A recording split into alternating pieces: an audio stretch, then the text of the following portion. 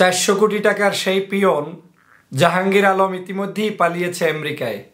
আপনারা জানেন যে শেখ হাসিনা গতকালকে বলেছিল যে তার পিয়ন হেলিকপ্টার ছাড়া চলে না, 400 কোটি টাকার সম্পদ রয়েছে সেই পিয়নের।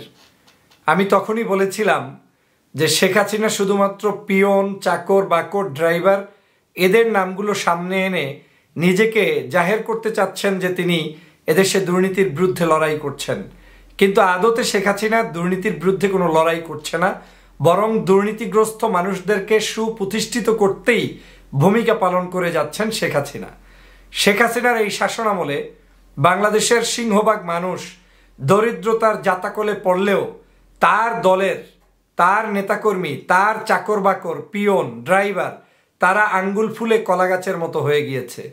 তারা যেমন সম্পদ করেছে, যেই সম্পদ দিয়ে বাংলাদেশের মতো এরকম এই সরকারের 5 বছরের 2-4টা যে বাজেট হচ্ছে, এরকম 50-100 বাজেট ঘোষণা করতে পারবেন ওদের টাকা যে লোপাট হয়েছে সেই লোপাটের টাকা থেকে। আজকের এমন অবস্থা হয়েছে যে শেখ হাসিনা মিথ্যা বলে শুধু মানুষকে বিভাজন সৃষ্টি করতে চাচ্ছে। তিনি বলছে তিনি যেন নিষ্পাপ, তিনি বলছে তিনি দুর্নীতির বিরুদ্ধে জিরো টলারেন্স নীতি, অথচ এই জাহাঙ্গীর এখন আমেরিকায় পালিয়ে গেল কার সহযোগিতায়?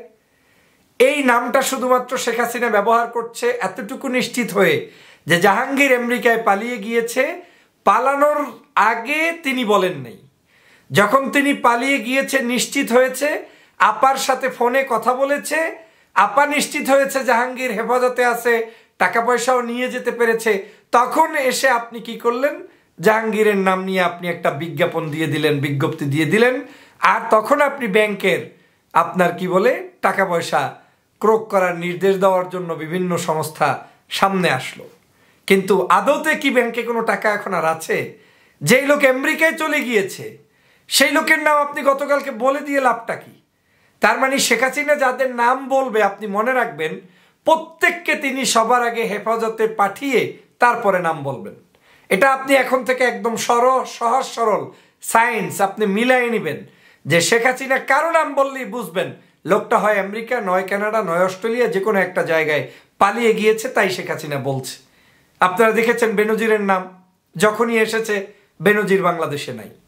ব্যাংক থেকে আপনার যখনই এসেছে টাকা উঠানো বন্ধ করতে হবে, ব্যাংকে গিয়ে দেখা যায় যে সে 100-200 কোটি টাকা শুধু 1-2 দিনে উঠিয়ে ফেলেছে। তো এই যাদের অবস্থা, তাদের কাছে আপনি দুর্নীতির বিচার, দুর্নীতির বন্ধ এই নাটক গল্প শুনে লাভটা কি? মূল দুর্নীতিবাজ তো হচ্ছে ফ্যাসিবাদী শেখ হাসিনা। এই শেখ হাসিনাকে যতক্ষণ পর্যন্ত আপনি তাড়াতে না পারবেন ততক্ষণ পর্যন্ত বাংলাদেশের কোনো দুর্নীতি বন্ধ হবে না। আপনি ভাবছেন এই দেশে দুর্নীতি বন্ধ হবে? এই দেশে দুর্নীতি বন্ধ করে লাভ কি? দুর্নীতির মূল মাফিয়াই তো হচ্ছে ফ্যাসিবাদী নেত্রী শেখ হাসিনা, যে কারণে আজকের বাংলাদেশের কোনো মানুষের স্বাধীনতা নেই, কথা বলার অধিকার নেই, ভোটের অধিকার নেই, ভাতের অধিকার নেই, বেঁচে থাকার অধিকার নেই, চাকরির অধিকার নেই, পেনশন পাওয়ারও পর্যন্ত অধিকার নেই। তাহলে বুঝছেন আজকের বাংলাদেশ কোন জায়গায় গিয়েছে? প্রিয় বন্ধুরা আমার, সে কারণে আমি বলছি আমাদের এই ফ্যাসিবাদকে রুখে দিতে হবে। ওদের চাকর বাকরের ইতিহাস পড়ে লাভ নেই। ওদের চাকর বাকর কত হাজার কোটি টাকা কোথায় নিয়েছে, কোন বিমানে চড়েছে, কোন হেলিকপ্টারে চড়ে, এটা দেখে লাভ নেই। কারণ শেখ হাসিনার সব চাকর বাকরি হেলিকপ্টারে চড়ে। শেখ হাসিনার সব আত্মীয় স্বজনই ওই বিমান হেলিকপ্টার ছাড়া চলে না। কোটি কোটি টাকা চুরি করা ছাড়া যাদের ঘুম আসে না, তাদেরকে নিয়ে আপনি কিভাবে দেশকে দুর্নীতি মুক্ত করবেন? এই দেশকে যদি দুর্নীতি মুক্ত করতেই চান তাহলে দেশের মানুষকে ঐক্যবদ্ধভাবে সবার আগে একটা কাজ করতে হবে, একটা কাজ শুধু। সেই কাজটা হচ্ছে ফ্যাসিবাদের হাত থেকে বাংলাদেশকে মুক্ত করা। যদি সেটা করতে পারেন, ইনশাআল্লাহ এই ফ্যাসিবাদের পতন হলে বাংলাদেশ অটোমেটিক ঠিক হয়ে যাবে। সবাইকে ধন্যবাদ।